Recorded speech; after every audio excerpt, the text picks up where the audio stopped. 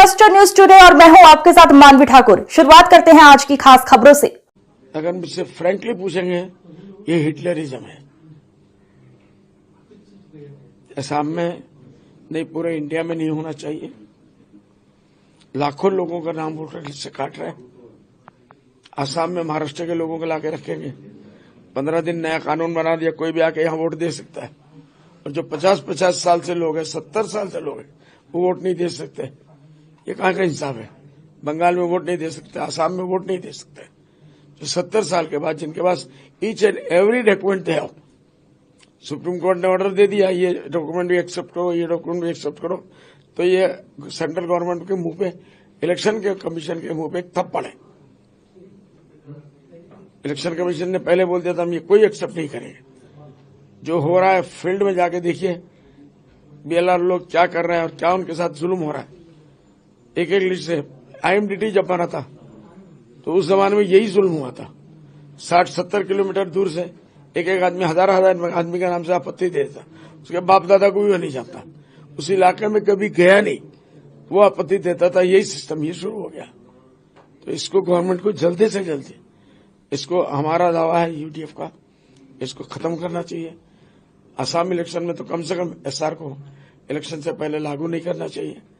और कोई भी बाहर का एक वोटर, एक आदमी भी यहाँ असम में आकर वोट न दे सके, इसका इलेक्शन कमीशन को इंतजाम करना चाहिए, ताकि ऐसा न हो कि जैसे महाराष्ट्र में धोखा हुआ, जैसे बिहार में हुआ, जैसे हरियाणा में हुआ, सब जगह बीजेपी सरकार ने ये किया है, नकली वोटरों को लाके असली वोटरों का नाम काट दिया।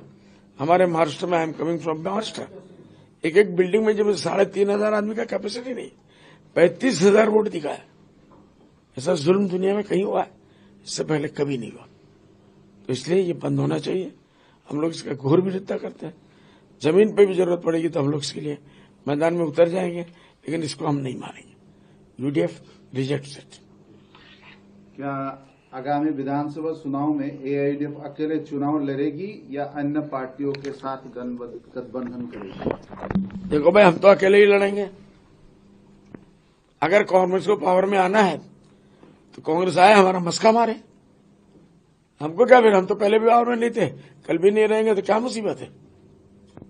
अगर कांग्रेस को पावर में आना है, कांग्रेस बीजेपी को विदा करना चाहती है। हम लोग आसाम से बीजेपी का नामो निशान खत्म करना चाहते हैं। अगर कांग्रेस गवर्नमेंट इसके अंदर सही है और अगर उनका मिक्स फिक्सिंग चल रहा है कि जितना उच्छेद हो करो करो करो हेमंत बिश्व शर्मा, क्योंकि वो सारे वोटर तो हमारे पास आएंगे, तो कांग्रेस को डायरेक्ट बेनिफिट है। इससे ये समझ में आता है कांग्रेस और बीजेपी का तालमेल है। बी टीम के हिसाब से कांग्रेस उनका काम कर रही है। क्या असदुद्दीन ओवैसी की पार्टी के साथ गठबंधन की कोई संभावना है? देखो भाई,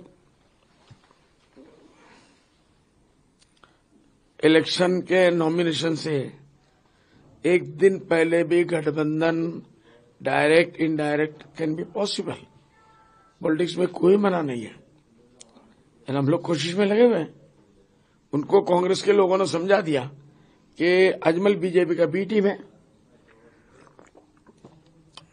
हम लोग असदुद्दीन भाई को समझा रहे हैं कि आसाम कांग्रेस बीजेपी का बी टीम है, हम लोग नहीं है। और इंशाल्लाह इलेक्शन से पहले हम लोग ये उनको साबित करेंगे। जब साबित कर देंगे तो यकीनन वो आएंगे हमारी मदद के लिए। हमने कहा ऐलान की कोई जरूरत नहीं, जस्ट टू कम। 2 हमारे लोअर असम में, अपर असम में 2 बड़ा रैली कर दो और उसके बाद चले जाओ। Thank you. इससे ज्यादा कुछ नहीं। हम लोग बीजेपी को भगा देंगे इंशाल्लाह।